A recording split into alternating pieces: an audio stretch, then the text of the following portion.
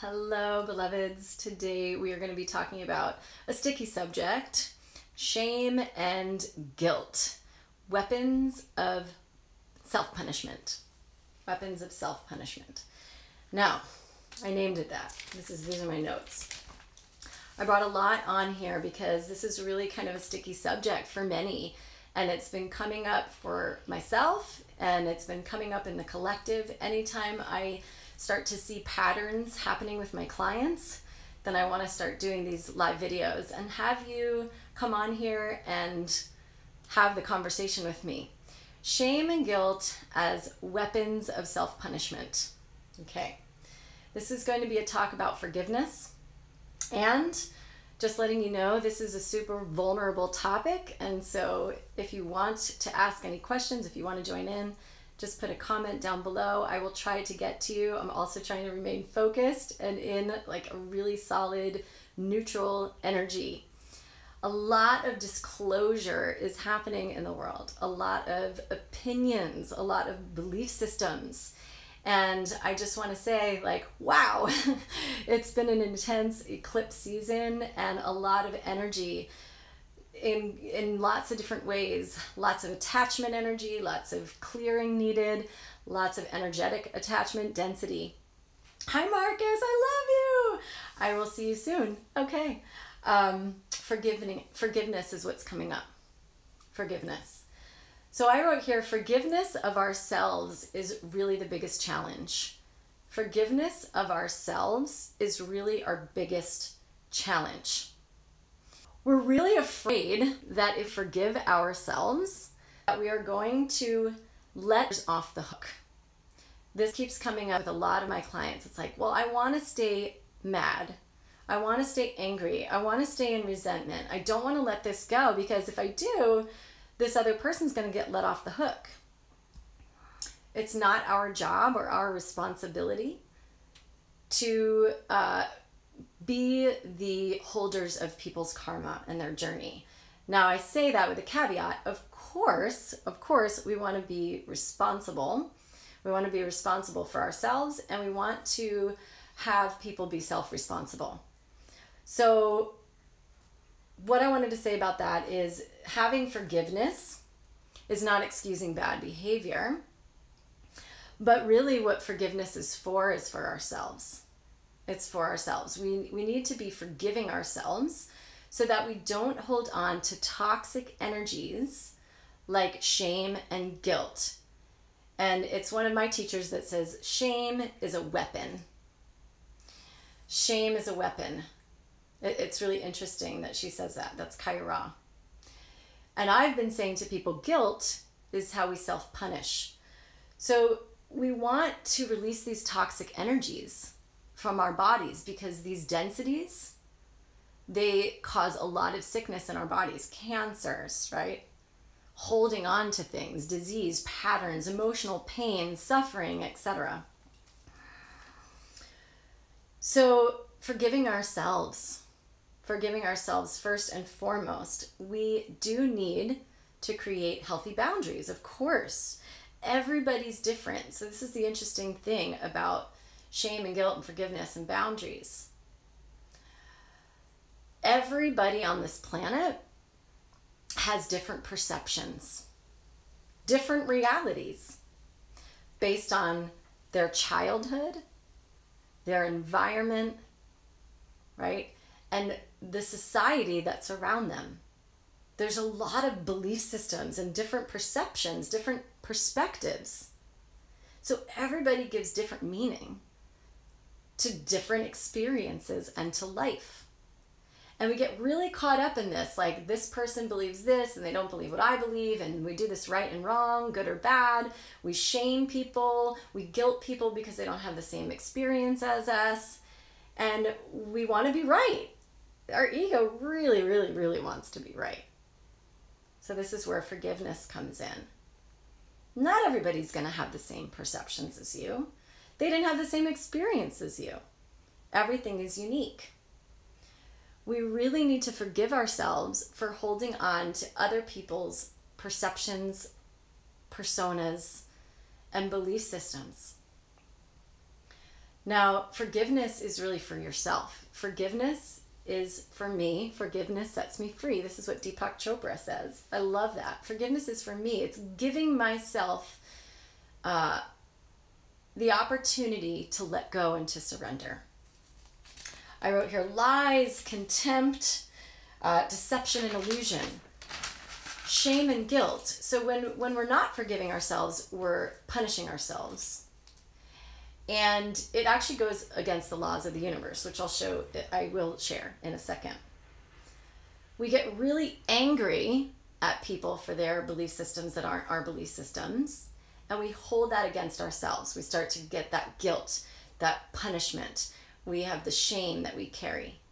And what happens, comes back to lies. We lie and we deceive and we cover up because we feel so shameful of what's happened in our lives. Now, you see this on the world stage, right? There's a lot of revealing, there's a lot of deception, there's a lot of stuff that's happening, and people are like coming out. That's why I'm doing this video. I kind of came out with a huge story today, a big lie in my family that was based on shame. And it literally destroyed our family unit, this lie. And you can read about it on my Instagram, you can read about it on my Facebook profile. It's a really big lie. And the lie was created because my father had so much shame because other people told him that he should feel shameful, told him that it was because of X, Y, and Z, told him that that was his problem, and it was so bad that he and my mom decided to cover this thing up. And my entire life and all the anguish, the abuse, all the stuff was based on this kind of lie, on this lie. And all that shame, all that pain, all that stuff. And I thought, God, if they had disclosed this information, if they had learned how to release the shame, learned how to not self-punish or hold guilt, to forgive themselves, they would have changed an entire kind of lineage story, which is actually my responsibility, I've discovered, is to release. And what I've come to today in writing that post is really like, that's how my truth, my authentic truth was birthed from that lie. I have really learned how to forgive, how to release anger.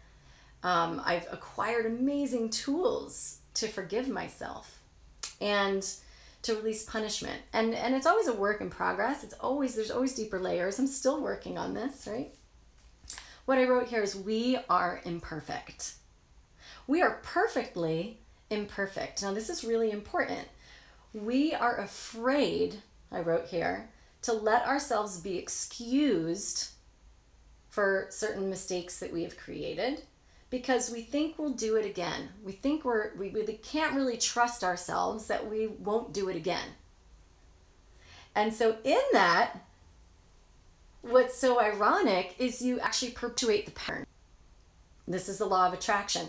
If we're continually saying, I'm afraid to be excused from this mistake, and I'm holding on, and I'm guilting, and I'm shaming, and I'm punishing myself, I'm going to keep creating it.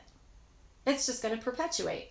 And then I'm going to corroborate the story in my head, and I'm going to deepen the shame and deepen the guilt. So this is the law of attraction.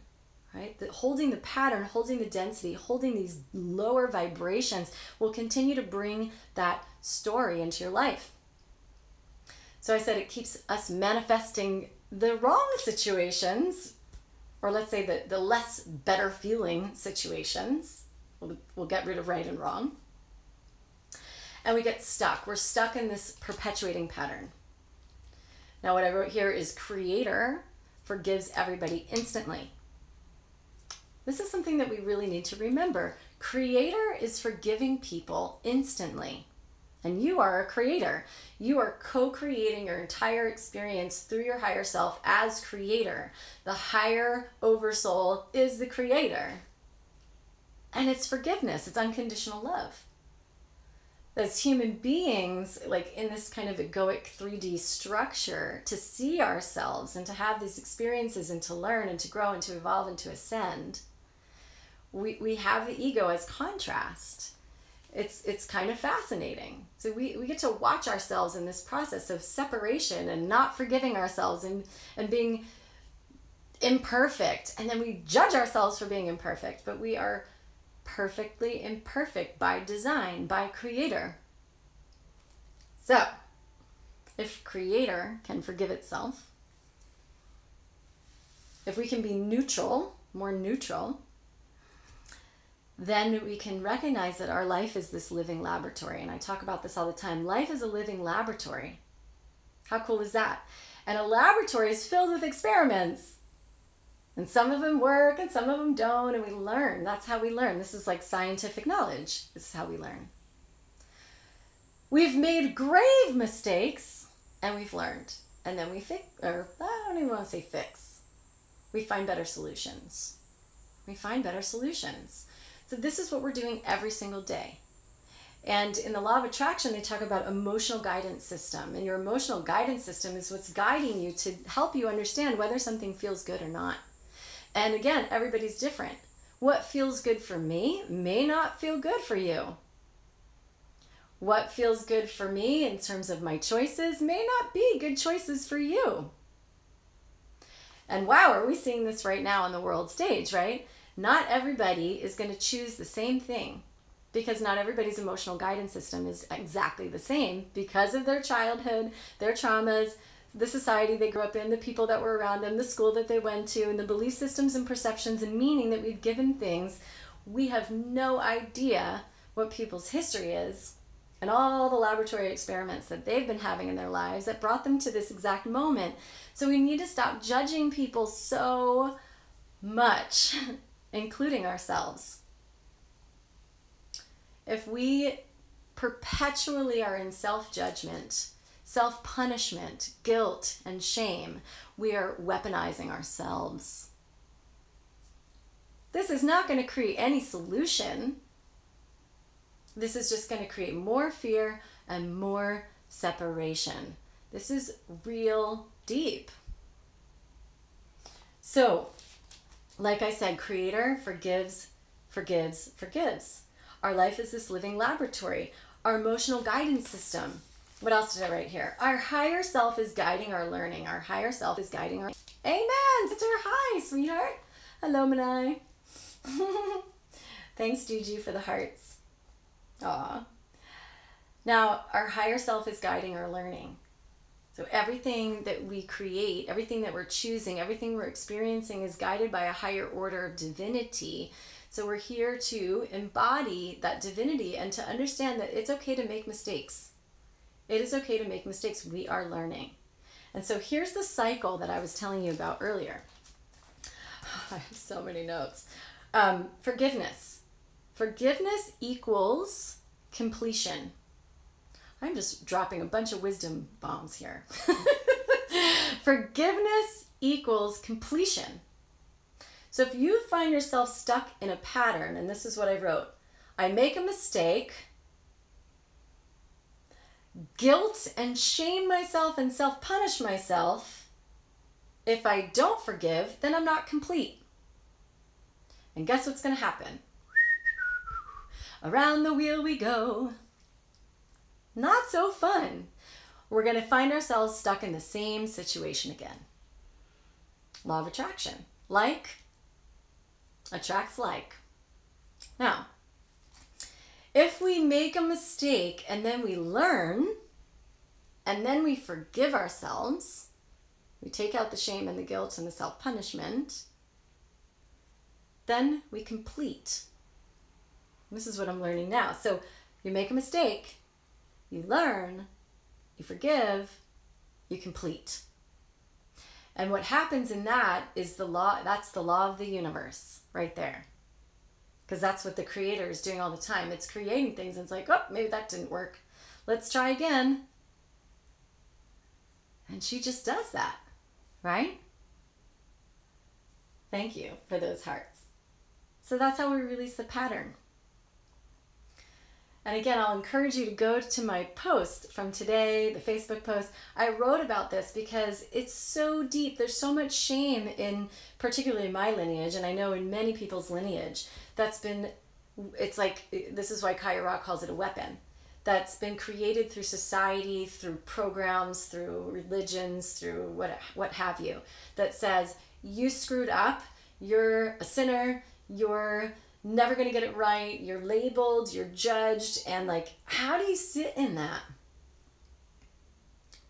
That takes away your sovereignty, it takes away your power, it takes away who you are, it takes away your creative life force energy, it takes away your godliness, your power. Up level. Thank you, sweetheart. Yeah, this is about up leveling, right? Feeling it. So now, what are you going to do, right? What are we going to do? Solutions. All right. I'm going to ask you to do a little journaling practice here, and you can do it or not, but maybe you just do it in your head and you meditate right now and just think about it. What is your first experience that you had of shame? Now, this is where you're going to require yourself to go back into your childhood, because this is where we were shamed. And it's fascinating because, you know, I don't think that there's anyone that escapes this, because I'm a parent. And I am sure I've probably shamed my son for something that I didn't agree with, or that I didn't want him to do, or I've controlled him in some way, and I perpetuate the stories that come out of my mouth that have been through my lineage. Sometimes, you know, if you guys are parents, you'll catch yourself, you'll be like, oh my God, that was my mom, or oh my God, that was my dad. So nuts. Anyway, I digress. So what is your first experience of shame in your childhood? And just write that down. I'm going to take a deep breath. Whoo! Because it's deep. You want to go really deep into your body. And what is the emotion? What is the emotion that arises? You know, for me, it's like deep sadness. It's actually bringing up nausea in my body. I'm sure this happens to a lot of people with these dense energies. Nausea. It's like, ugh. And we want to sit with that emotion, because that's the emotion that we need to release, that we need to sit with, because it's a signature, it's a frequency, it's a density that's in our body. And so when we get triggered in life, this emotion arises. This is why we get triggered. We're like, oh, there's that thing again. Oh my God, shame, guilt, you know, and all the programs are running. And then what beliefs do I have that I've adopted based on the wound, the shame, and the emotion that's still sitting there? What belief have I adopted? This is where people's adopted beliefs might be like, I'm wrong, I'm at fault, I'm unworthy. You know, deep ones like that. Core wounding beliefs. I'm not enough. Whew. And are you willing to release this pattern? Because this is the same pattern that takes us out of our relationships. It takes us out of doing videos like this in our business. It takes us out of speaking our truth. So this does go back to truth, authentic truth, and living our purpose and our authentic purpose. Because if we're carrying these programs of shame, guilt, self-punishment, we're thinking, I'm not good enough, I'm not worthy, then I'm going out into the world with that kind of lens. How do I actually show up in the world with any sort of authenticity? Because I'm not worthy to teach. I'm not worthy. I'm an imposter. Or I don't have what it takes. Or I'm not good enough. Or somebody said, you know, rejected me. Or I'm a failure. Or whatever it is that we say. And now I'm going to take, I like sage. I'm burning sage, but I also have rocks on my lap. Grounding myself. This is Copa-Iba. Copa-Iba is like for deep shame. So we want to fill ourselves, I wrote here, with affirmations. After we're doing this, I do crystals, rocks, oils, affirmations. I could do all sorts of breath work right now. I'm filled with gratitude. I am worthy. I am the creator who creates through learning. I am a lifetime learner. I am perfect in my imperfect nature. I forgive myself. I love myself. I hold myself. I nurture myself. You know, you can always put your hands all over your body. Give yourself a hug. You deserve that. We all deserve to be released of self-punishment, shame. I am complete. I am free. I am a sovereign, divine, feminine being. I am empowered. I am self-master of my life. I am mastering my existence. Whatever your affirmations are, to set that tone within yourself that is beyond the shame and the guilt, that starts to embody this higher self-wisdom. And forgive yourself. Forgive yourself, forgive yourself, forgive yourself. Release the pattern. And just imagine love pouring through your crown, into your heart, into your seat. Shame and guilt, this last thought just came through. Shame and guilt, typically, that energy resides in our second chakra. It's a deep-seated, first, second, third, I'll say, chakras. These kind of more material chakras. And when we release the second chakra and we surrender more to the unknown and really trust ourselves, we actually open our voice. So lies, closing the voice, hiding, is because of the shame and the guilt in the second chakra. Vibratory center, if we can release that energetic center, we open our voice. A lot of women know that the yoni looks like the throat. It looks like the vocal cords. They're orgasmic, energetic centers. When we open up shame and guilt and we release that, we can really open up, especially as feminine women in this world right now that I coach, we get to open our voice. We get to speak our truth. We do not have to be martyrs and suppress our feelings and emotions and voice any longer. We can actually live our authentic truth as love, light, joy. So that's what I have to say today about this topic. I hope you enjoyed it. Please comment below if you have anything to say. Let me know if it resonates with you. I'm just grateful to be here, and I'm here honored to serve you in any way that I can. Let me know if you have any questions, if you need any support with this. I'd love to start that dialogue and be of service. Humble, humble service. We are always beginners in life. Mwah. Namaste.